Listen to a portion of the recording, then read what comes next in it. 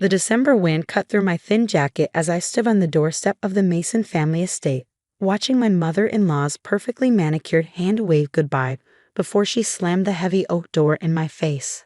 I placed one hand protectively over my growing belly, trying to process how quickly everything had fallen apart. My name is Emma Chin, and at 28 years old, I found myself pregnant, alone, and locked out of what had been my home for the past 3 years. But Victoria Mason had no idea what she'd just done, or who she was really dealing with. "You'll thank me for this later, James," I heard her say through the door to my husband. "She was never good enough for you. No connections, no family money, just some scholarship girl who got lucky." I waited for James to defend me, to say something. Anything. But his silence spoke volumes. The same silence that had grown between us over the past few months as his mother's influence poisoned everything we built together. The irony was, Victoria Mason was right about one thing. I had gotten lucky, but not in the way she thought. 3 years ago, I was a software engineer fresh out of MIT, working on an AI algorithm that could revolutionize supply chain management. James and I met at a tech conference where I was presenting my research. He was there representing his family's shipping company, Mason Global Logistics. It was love at first sight, at least that's what I thought. The wedding was rushed, small, intimate. Victoria never approved, but James had insisted. "We don't need their blessing," he'd said back then. "We just need each other." Those words felt hollow now as I stood in the cold, watching my breath form clouds in the frigid air. What Victoria didn't know was that for the past year, I'd been building something in secret, something that would change everything. The algorithm I'd been developing wasn't just theoretical anymore, it was ready. And while Victoria was busy planning charity galas and criticizing my common background, I'd been quietly meeting with investors, securing patents, and laying the groundwork for my own company. I pulled out my phone, my fingers trembling slightly from both cold and adrenaline, and dialed the one person I knew I could count on. "Maya, it's happening." They kicked me out. Maya Chen, my older sister and brilliant corporate lawyer, didn't miss a beat. "I'm on my way. The apartment is ready. Time to launch Plan B." I could hear her grabbing her keys, the determination in her voice giving me strength. Maya had always been my rock, especially after we lost our parents in the accident 10 years ago. She was the one who had encouraged me to keep working on my algorithm even after I married James. "Never put all your eggs in one basket, little sister," she'd warned me, especially not a golden one. As I waited for Maya, I thought about the last conversation I'd had with James earlier that morning. He'd found the prenatal vitamins in my drawer, and instead of being happy about the baby, he looked worried. "Did you plan this?" he'd asked, his voice tight. "Is this some kind of trap?" The accusation had stunned me. Trap? "James, we're married. We talked about having children." "Mother thinks the timing is suspicious," he'd said, running his hands through his hair. "With the company's merger coming up." I should have seen it then, how deeply his mother's paranoia had infected him. How the sweet, supportive man I'd married had become just another puppet in Victoria Mason's grand plan for her family's dynasty. Maya's sleek black Tesla pulled up to the curb, and she jumped out, wrapping me in a fierce hug. "Those pretentious snobs," she muttered, helping me with my bags. "Just wait until they see what's coming." As we drove away from the Mason estate, I felt a strange sense of calm settle over me. Victoria thought she was protecting her family's empire by getting rid of me. She had no idea she'd just set in motion exactly what I'd been waiting for. Maya glanced at me as she navigated through the city streets. "You okay? The stress isn't good for the baby." I placed a hand on my belly, feeling a small kick. "I'm fine. Better than fine, actually. Remember how you told me to always have a backup plan?" She nodded, turning onto the highway that led to her downtown apartment building.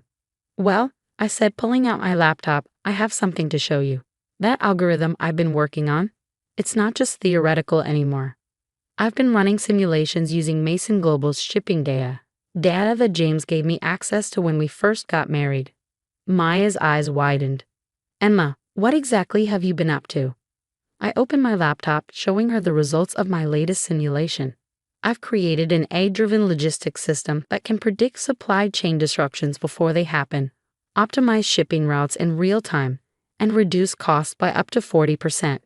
I call it ChainSight, and you've tested this using Mason Global's data?" I nodded. James gave me full access to their systems when we got married. He wanted me to understand the family business. Victoria was furious about it, but he insisted. I've been running simulations for months, perfecting the algorithm. Maya pulled into her building's parking garage, turning to face me fully. Emma, do you realize what you have here? I do, I said, closing my laptop. And so do the venture capitalists I've been meeting with. They're ready to fund Chainsite's launch. We're just waiting for my signal. Maya's face broke into a wide grin. And Victoria just gave you the perfect reason to launch. As we rode the elevator to Maya's penthouse apartment, I thought about Victoria's smug face as she pushed me out the door. She thought she was getting rid of a gold digger, a nobody who trapped her precious son. Instead, she just freed me to become her biggest competitor. Maya's apartment was everything the Mason estate wasn't: modern, minimal, and warm. She'd set up the guest room for me weeks ago, just in case. My sister had always been the pragmatic one. Get some rest, she said, helping me unpack. Tomorrow, we start making calls. It's time to show the Masons what a nobody from nowhere can really do. That night, as I lay in bed, my hand resting on my growing belly, I felt stronger than I had in months. Victoria thought she was protecting her family's legacy. Instead, she'd just given me the push I needed to build my own. My phone buzzed. A text from James. Mother says this is for the best. I'm sorry. I didn't respond. Let him think I was broken, devastated. Let Victoria believe she won. They had no idea what was coming. The next morning, I woke up to an email from my lead investor, Sarah Chen, no relation, though we joked about it. Ready when you are. Say the word and we'll start the funding round. I looked out Maya's window at the city skyline, where Mason Global's headquarters dominated the view. Soon, they'd see my company's name up there too. But first, I had work to do. Maya was already up, making breakfast and taking calls. She cleared her schedule for the next week to help me set everything in motion.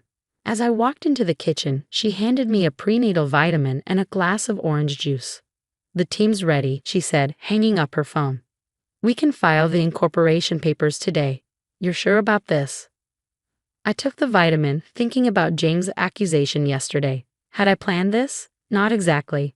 But I'd been prepared for it, thanks to Maya's constant warnings and my own instincts. I'm sure, I said, pulling out my laptop. Victoria wants a war. Let's give her one. Maya smiled, that fierce, protective smile I'd known all my life. Then let's get to work. The next few days passed in a blur of meetings, calls, and paperwork. Maya's law firm handled everything efficiently, and by the end of the week, Chainsite was officially incorporated.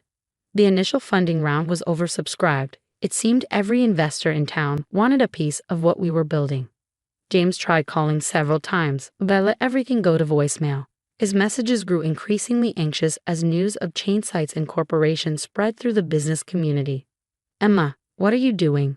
His last message demanded. Mother's furious. She says you stole company secrets. We could sue you for this. I played the message for Maya, who just laughed. Let them try. Every bit of data you used was legally accessed with full permission. We have James's emails proving it. She was right, of course. I documented everything meticulously, knowing this day might come. Victoria Mason hadn't raised an idiot for a son. She just never expected his wife to be smarter than he was. As I ended part one of my story here, I was just getting started. Victoria Mason thought she'd taught me a lesson about knowing my place. Instead, she'd given me exactly what I needed: freedom to build something that would change everything. Not just for me and my baby, but for the entire industry she thought she controlled. The real question was, what would happen when she realized exactly what she'd done? 6 months after Victoria Mason slammed her door in my face, I stood in front of a packed conference room at the National Logistics Convention. My hand rested on my now visible baby bump as I prepared to demonstrate Chainsite to the industry's biggest players. The irony wasn't lost on me that Mason Global's leadership team sat in the front row, Victoria and James among them. Victoria's face was set in its usual mask of cold disdain, but I could see the tension in her jaw. James just looked pale. Ladies and gentlemen, I began, my voice steady despite the flutter of movement in my belly. What you're about to see will revolutionize how we think about supply chain management. As I launched into the demonstration, showing real-time optimization of shipping routes and predictive analytics that could save companies millions. I watched Victoria's expression shift from dismissive to concerned. By the time I showed the cost-saving projections, she was gripping her armrest so tightly her knuckles had turned white. The past 6 months had been intense. Maya and I had worked around the clock, building the company from her penthouse apartment. Our team grew quickly, brilliant engineers and developers who believed in the vision. The pregnancy hadn't been easy, but every kick from my baby felt like a reminder of why I was doing this. Victoria had tried everything to stop us. First came the cease and desist letters, claiming I'd stolen proprietary information. Maya's legal team shut that down quickly, producing documentation of every permission James had given me to access their systems.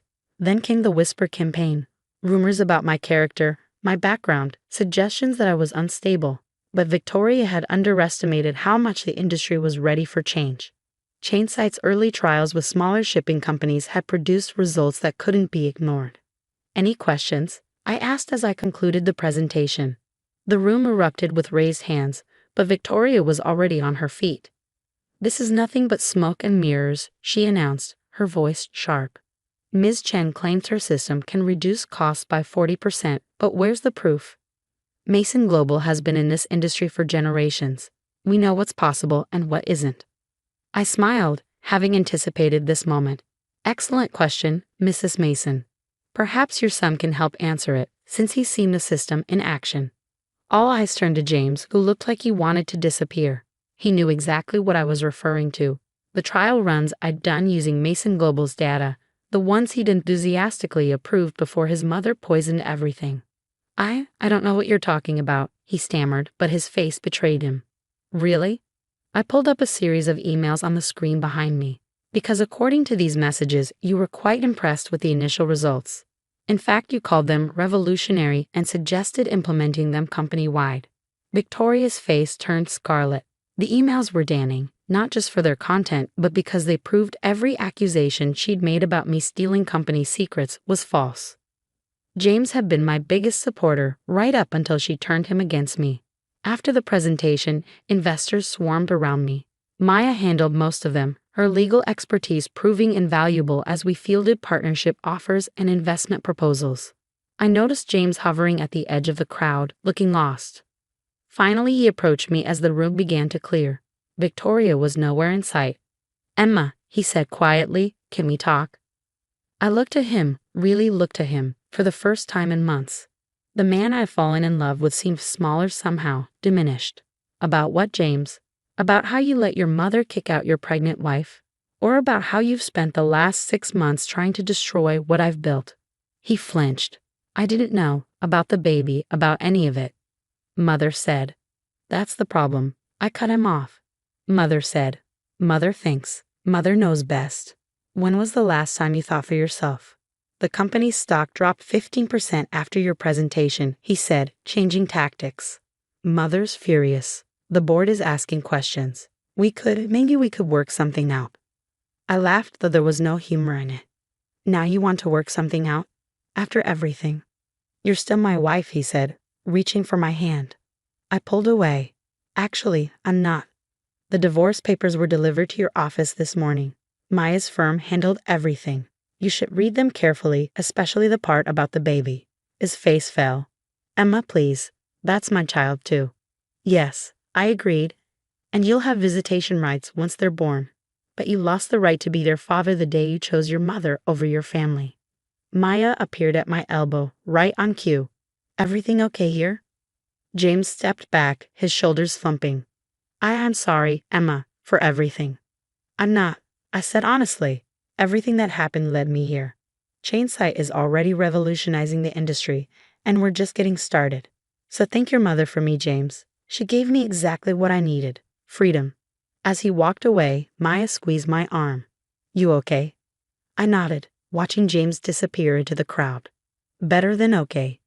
Did you see the partnership offers we got today? 6 major shipping companies want to implement ChainSight immediately," Maya confirmed. "And that's just the beginning. Victoria's worst nightmare is coming true. You're not just competing with Mason Global. You're going to surpass them." 2 weeks later, I sat in my new office, reviewing the latest performance reports. Chainsight was growing faster than even our most optimistic projections had predicted. Companies were switching to our system in droves, drawn by the cost savings and efficiency improvements. Mason Global's stock had continued to fall as investors questioned their ability to compete in the changing landscape. I'd heard through industry gossip that Victoria had been forced to step down from the board, though she was fighting it every step of the way. A knock at my door interrupted my thoughts. Maya entered, waving a tablet. "You need to see this," she said, pulling up a news article. The headline made me catch my breath. Mason Global Logistics announces major restructuring. CEO James Mason steps down. He's leaving the company? I asked, scanning the article. Maya nodded. Word is he's starting his own venture, something about embracing innovation and new directions in logistics. I sat back, absently rubbing my belly where the baby was kicking. His mother must be beside herself. Oh, she is, Maya grinned. But that's not all. Look at the last paragraph. I read it and felt a strange mix of emotions. In a surprising move, James Mason has expressed interest in potential collaborations with emerging industry leaders, specifically citing Chainsight's revolutionary approach to supply chain management. What do you think? Maya asked. Should we hear him out? I thought about it, remembering the man I'd fallen in love with, the one who'd been excited about innovation before his mother's influence took over. Maybe, free from Victoria's control, that man still existed somewhere. Set up a meeting, I decided. But make it clear, this is business, nothing more. If he wants to work with Chainsight, he'll need to prove himself just like anyone else. Maya nodded, understanding perfectly. And Victoria? I smiled, thinking of my former mother-in-law and her grand plans for her family's legacy. She can watch from the sidelines as everything she tried to protect gets transformed by the nobody from nowhere she threw out in the cold. The baby kicked again, stronger this time, and I placed both hands on my belly. In 2 months, I'd be a mother myself. But unlike Victoria, I would teach my child that true legacy isn't about maintaining control. It's about having the courage to create something new. Victoria had thought she was protecting her son's inheritance when she kicked me out that cold December day. Instead, she triggered a revolution in the industry she thought she controlled, led by the very person she'd underestimated most. As I looked out my office window at the city skyline, where the Chainsight logo now shone as brightly as Mason Global's, I couldn't help but smile. Sometimes the best revenge isn't about getting even. It's about soaring higher than your enemies ever thought possible.